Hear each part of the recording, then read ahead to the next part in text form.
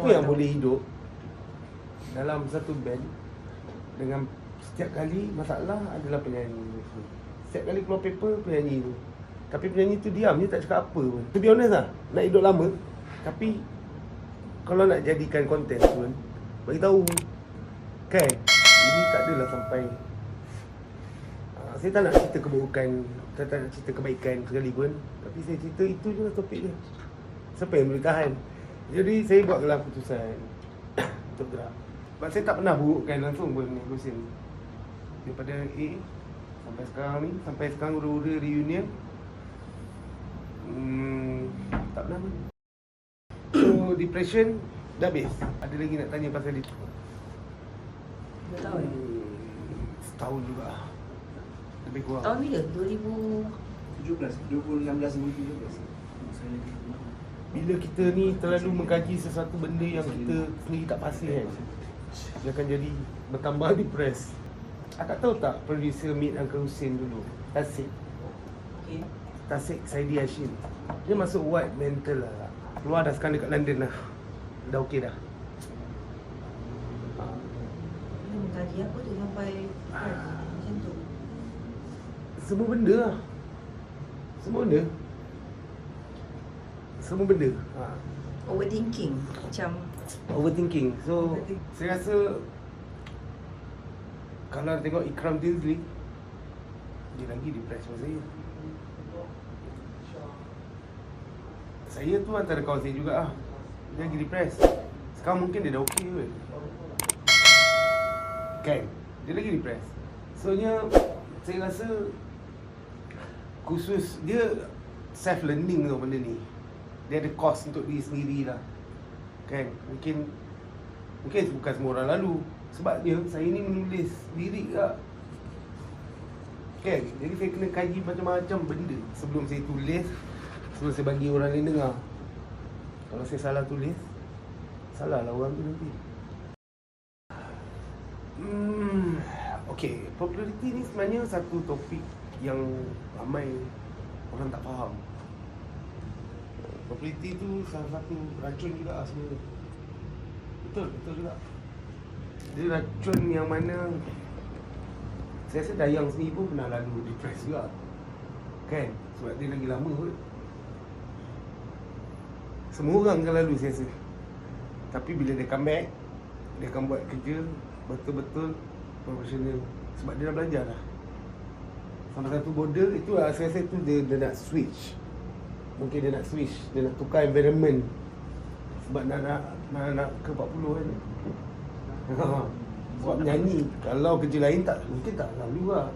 Kan? Mungkin lah. So populariti ni masa zaman Mek Hussein tu, memang kalau nak cerita pasal popular lah memang betul-betul popular pun. Betul big. dah mengenai JL lagi. Satu mesej, tapi walaupun dia big, dia tak terlepas langsung sampai ke Indonesia ataupun Singapura. Ke tak sempat ke? Tak ada peluang. Betul lagi, mungkin tak sempat, mungkin tak ada peluang. Mungkin dah pecah terus kan. Daripada AJL ke lepas ambang perpecahan tu, duration dia berapa lama? Sebulan je kot. Ha? 2 bulan. Sebulan pasal Masa tu pun dah ni kan. Dah goyang lah masa AJL tu, dah goyang lah. Tapi kita kerja profesional. Kan? Kerja juga. Buat kerja. Tak nampak goyang dia lagi sebab AJL. Duit sebenarnya penting, especially seorang yang bergelar penyanyi. Duit perlu, memang perlu. Jadi bila betul lah, bila hilang populariti tu, makanya duit tu automatik dia akan susut dan hilang. Tapi masa tu saya berserah je. Dan saya nampak gambar-gambar masa tu adalah contoh dia. Mungkin penyanyi-penyanyi yang dulu saya kenal tapi sekarang saya tak kenal kan. Orang dah tak kenal, mungkin ramai. Logik tak? Contoh, saya fikir balik, aku tak nak je macam ni. Aku kena come out something yang betul-betul ikhlas lah. Saya sebenarnya masa ada duit, saya banyak invest dekat macam-macam benda. Semua orang nampak saya rasa. Saya gamble tak? Kalau saya cerita saya punya zaman muda pun macam tu. Sampai sekarang pun masih. Tapi sekarang ni sebab duit Kementerian Kewangan saya dah bertukar, rumah dah pegang, jadi susah sikit. Kalau ada kat saya akan invest. Saya ada kedai makan, saya invest benda yang artistik tau. Benda-benda kita jual F&B, tapi kat atas tu kedai painting. Passion. Saya lupa, saya ni duduk kat Malaysia. Kalau saya hidup kat Perancis memang dah letup lah sebab tu. Faham tak?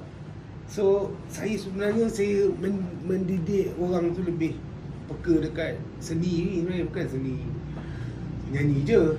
Seni ni macam-macam seni kan. Invest duit saya kat situ, RM200,000 invest. Sampai last sekali saya buat 18 Turbo 3 kan. Sebelum tu ada invest konsert lagi dengan company saya juga. So sampai tu tahap saya fikir balik, kenapa apa benda investment saya semua saya buat, semuanya tak ada return. Tak pekat. Bukan tak pekat kak. Saya rasa investment saya salah. Sebenarnya saya kena invest dekat muzik. Dan memang Tuhan tu suruh buat muzik, buat je lah. Dengan ada pula jual 18 pula apa lah kan. Logik tak? Kak, duit muzik tu kau beli Ya, macam. tak betul. Maksudnya penyanyi ataupun tugas komposer lyricist tak? Lebih 5 juta. Juta. Lebur begitu saja. Dengan investment macam-macam lagi. Boleh buat Lebih je kurang. kek gempak Skim ni. cepat raya apa semua. Tak, saya tak buat skim cepat gaya. Saya lebih ke, saya pernah buat bundle besar dekat Semenyih. Saya set up 18 tu semua benda yang libatkan banyak wang. Kalau kira 5 juta tu apa? Kurang lebih lah Dan lebur saja. 3-5 lah senang cerita lah. Saya pun tak berani lah. Sampai kes orang tipu show kan, RM90,000 pun saya halalkan dia. So kat Sabah, dia tak bayar. Sabah dia bayar aku. Tak bayar. Yang mana? Dia ada Dia bayar. Yang dia orang lain dia tak bayar. Oh ya? Apa dia bayar? Gila tak bayar aku. Pukul aku. Oh. Cik pukul. Cuma macam dekat kes IB tu kan. Sebab bukannya saya nak cerita pasal saman. Kalau saya saman pun, saya rasa Kak Nana lagi faham. Bukan dia boleh bayar pula. Anak bini dia nak pakai apa, tak apalah, biarlah saya susah, mungkin ada rezeki lain. Pokok tak bayar. Saya fikir mungkin ada rezeki lain. So, saya, duit ni dia akan datang sendiri. Betul? Kita tak payah cari lah. Kita usaha buat kerja je. Ada income in the future yang betul-betul best. Saya rasa saya dah tahu nak invest apa. Saya dah cerita dah pun tadi. Kan? So, daripada situ kita nampak kan. Betul, saya dah tak nak tanggung risiko yang nak jaga hari-hari. Kita nak tanggung sebulan je. Sebulan sekali cukup. Bukan hari-hari punya komitmen, tak larat. So saya ribuan banyak terima kasih kepada Tuhan. Nombor 2, kepada mak saya yang membela saya, yang melahirkan saya. Bapa saya, mak saya, bapa saya. Terima kasih Kak Felicia sebab jaga saya. Orang yang percaya, orang yang saya paling percaya dalam industri, Felicia masa tu. Terima kasih dekat semua. Dan terima kasih last jutaan terima kasih kepada korang lah. Sebab percaya saya.